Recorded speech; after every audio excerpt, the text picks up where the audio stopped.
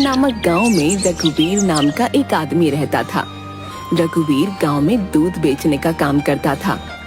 रघुवीर के पड़ोस में उसका भाई ललित रहता था और वो भी दूध बेचने का काम करता था।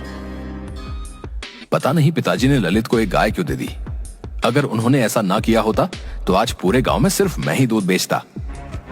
ललित बहुत अच्छा इंसान था, दिल लगाकर काम करता था और अपने परिवार के साथ खुश रहता था। मगर रघुवीर हमेशा अशांत रहता था, सभी का बुरा करने में लगा रहता था। अरे रघुवीर, आ गए दूध देकर? हाँ आ गया, तुम बताओ। हाँ भाई, आज जल्दी काम खत्म कर लिया क्योंकि मुन्ने के स्कूल में बुलाया गया था ना। अच्छा है, अब मैं जाता हूँ, मुझे बाजार से कुछ सामान लेकर आना है। ठीक है भाई। रघुवीर ललित को बिल्कुल भी पसंद नहीं करता था। हमेशा पिताजी ललित का ही पक्ष लेते थे, उसकी बड़ाई करते थे। पता नहीं ऐसा क्या है इसमें, है? मुझे तो कुछ भी खास नहीं लगता। ललित का सुखी और शांत जीवन रघुवीर से देखा नहीं जाता था। रघुवीर घर आता है, तभी उसकी पत्नी चंदा कहती है, आ गए आप? कहाँ घूम रहे हैं सुबह से? तुम काम बताओ ना, तुम्हें क्या मतलब मैं कहीं भी घूमूं? सुनिए जी, ये हर वक्त मुझसे चिड़चिड़ा होकर मत बात किया कीजिए, बता देती हूँ। हाँ, तुम मेरा दिमाग खाना बंद करोगी तभी तो मैं शांत होकर बात करूंगा। छोड़िए जी, आपको समझाकर कोई फायदा नहीं, मैं सीधे मुद्दे की बात करती हूँ। हाँ बोलो, क्या बात है? धीरे धीरे बच्चे बड़े हो रहे हैं, इसीलिए खर्च बढ़ता जा रहा है और आपकी आमदनी उतनी की उतनी ही है। ऐसे घर नहीं चल पाएगा। हाँ तो क्या चाहती हो, मैं क्या करूं? है? इसे गाय के दूध को बेचने से कुछ नहीं होने वाला। आप खेती बाड़ी भी शुरू कर दीजिए, जिससे हमारी आमदनी अच्छी हो। अरे चुप रहो, इस कड़ी धूप में मैं नहीं कर सकता खेती बाड़ी। जरा देखिए तो सही, ललित भैया कितने मेहनती हैं। कभी आप भी उन जैसा बनने की कोशिश क्यों नहीं करते? लो, अब बस तुम्हारे मुंह से ही सुनना बच गया था, तुमने भी कह दिया। एक काम करो, चली जाओ उनके ही पास। ये क्या बोले जा रहे हैं आप? जरा भी समझ नहीं आप में, जो मन में आता है वो बोल देते हैं। मुझे नहीं बात करनी आपसे। चंदा गुस्सा होकर वहाँ से चली जाती है। पता नहीं ऐसा क्या देख लिया इस चंदा ने ललित में, जो ये भी ललित का गुणगान गाने लगी। कुछ ना कुछ तो सोचना ही पड़ेगा। रघुवीर आमदनी बढ़ाने के बारे में सोचने लगता है। कोई तरीका नहीं मिल रहा जिससे आमदनी बढ़ जाए और मुझे खेत पर काम ना करना पड़े। रघुवीर गाय का दूध निकालता है और उसे लेकर सभी के घर देने जाता है। एक काम करता हूँ, जब दूध देने जाऊंगा तब सभी के घर से कुछ न कुछ चुरा लूंगा। रघुवीर ऐसा ही करता है। जिस भी ग्राहक के घर दूध देने जाता था, सभी के घर कुछ न कुछ चोरी कर लेता था और उन्हें बेच देता था। इस काम से भी कुछ खास पैसे नहीं मिल रहे हैं। इन छोटे मोटे सामानों को बेचकर 100-200 मिल पाते हैं। इसमें क्या होगा? कुछ बड़ा सोचना होगा।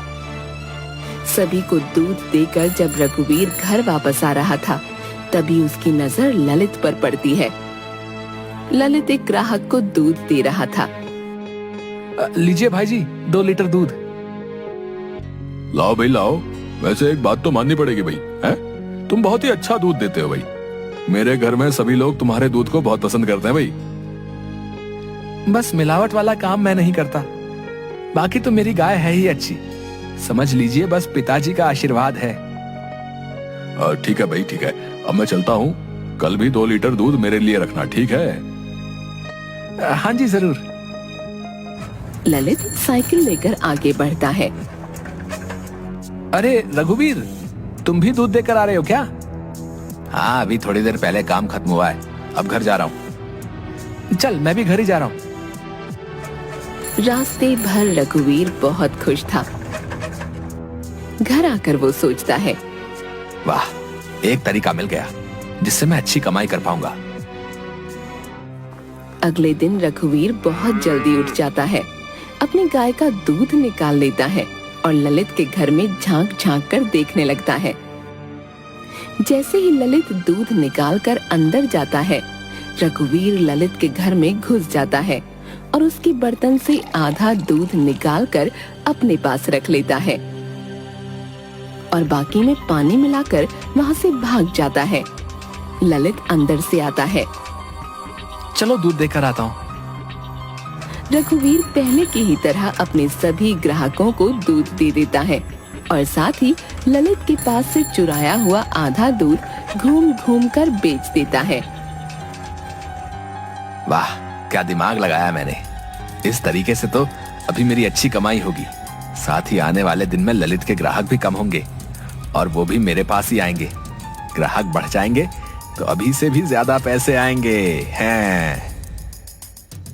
ललित पर वर्षों से भरोसा होने के कारण कोई भी ग्राहक ललित से दूध की शिकायत नहीं कर रहा था। अब तक लोगों ने ललित से दूध की शिकायत करनी क्यों नहीं शुरू की? लगता है मेरी ये योजना काम नहीं आई। अब कुछ और करना होगा। रघुवीर कुछ अलग सोचने लगता है। अब एक ही उपाय है और मैं उसे भी करूंगा। रघुवीर सुबह सुबह ललित के दूध में जहर मिला देता है और भाग जाता है। ललित सभी को दूध देकर आता है। दूध पीते ही कई लोगों की मृत्यु हो जाती है और कई लोग अस्पताल पहुंच जाते हैं। सभी ललित के घर आकर पत्थर मारने लगते हैं। अरे, ये क्या हो गया? अचानक इतनी भीड़। ललित, आज तुम बच नहीं पाओगे। तुमने दूध में जहर मिलाकर हमें दिया था ताकि हम मर जाएं। रुको, अभी तुम्हें बताते हैं। ललित कुछ नहीं समझ पाता। सभी उसे मारना शुरू कर देते हैं। तभी पुलिस वहां आती है और ललित को पकड़ कर ले जाती है। ललित की पत्नी मोना वहां आती है। रुक जाइए, मेरे पति को छोड़ दीजिए, उन्होंने कुछ भी नहीं किया है। पुलिस ललित को साथ लेकर चली जाती है। ललित की पत्नी और बच्चे रोने लगते हैं। तभी मोना की नजर रघुवीर पर पड़ती है। ऐसे दुख के माहौल में रघुवीर मुस्कुरा रहा था। मोना सोचती है, इस वक्त जब इनका भाई जेल जा रहा है तो ये मुस्कुरा रहे हैं, जरूर कुछ तो गड़बड़ है। मोना रघुवीर पर नजर रखने लगती है। ललित के जेल जाते ही रघुवीर पूरे गांव में अकेला दूध बेचने वाला बन जाता है। सभी उससे ही दूध लेना शुरू कर देते हैं। वाह, मजा आ गया। ललित जेल में पड़ा है और मैं यहाँ दुगनी कमाई कर रहा हूँ। आजकल रघुवीर हर वक्त खुश नजर आता था और हर रोज पैसे गिना करता था। अब बोलो चंदा, क्या बोलना चाहती हो? देखो तो जरा कितनी कमाई हो रही है।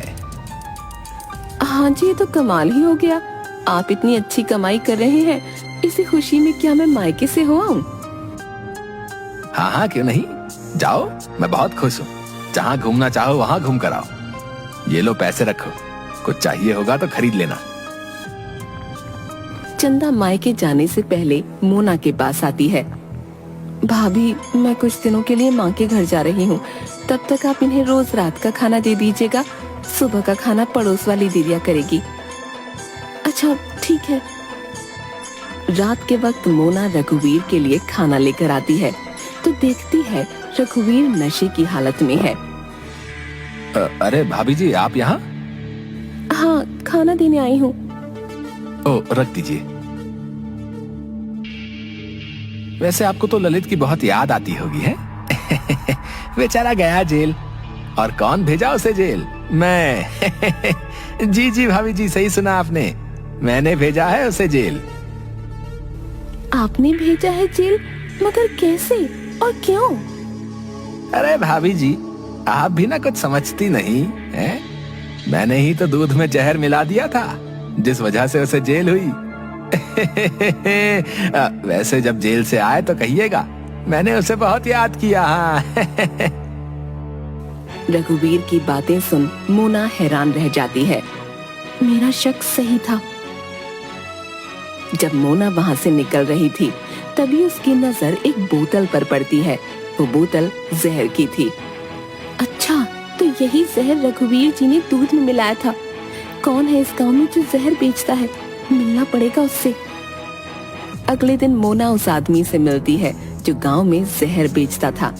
इसके बाद वो सरपंच के पास आती है। सरपंच जी, मेरे पति बेगुनाह है, उन्हें फंसाया गया है। किसने फंसाया है उसे? आप सभी गांव वालों को बुलाइए, सबके सामने ही सारी बात होगी। सभी गांव वालों को बुलाया जाता है। रघुवीर भी वहां आता है। सरपंच जी, मेरे पति को फंसाने वाला कोई और नहीं बल्कि रघुवीर जी हैं। ये सुन सभी हैरान रह जाते हैं। अरे ऐसा कैसे हो सकता है? ये तो ललित का भाई है। आइए भैया जी, यहाँ सबके सामने आइए और बताइए कि ये जहर की बोतल आपसे किसने खरीदी थी? ये जहर की बोतल रघुवीर जी ने मुझसे खरीदी थी। सरपंच जी, जिस दिन इन्होंने जहर खरीदा ठीक उसके अगले दिन गांव में ये हुआ था। रघुवीर बहुत डर जाता है। क्यों रघुवीर, क्या सच्चाई है? जरा सामने आकर बताओ। रघुवीर डरता हुआ आता है। माफ कर दीजिए सरपंच जी, ज्यादा पैसों के लालच में मैंने ये सब किया। मैंने सोचा ये करने के बाद मेरी कमाई बहुत अच्छी होगी। अभी के अभी इसे जेल भिजवा दिया जाए, साथ ही ललित को छोड़ दिया जाए। और हाँ, गांव में जहर बेचना बंद करो। आज के बाद कभी किसी ने ऐसा किया तो कड़ी से कड़ी सजा मिलेगी। रघुवीर को गिरफ्तार कर लिया जाता है और ललित को छोड़ दिया जाता है। सभी गांव वाले ललित से माफी मांगते हैं और वापस ललित से दूध लेना शुरू कर देते हैं।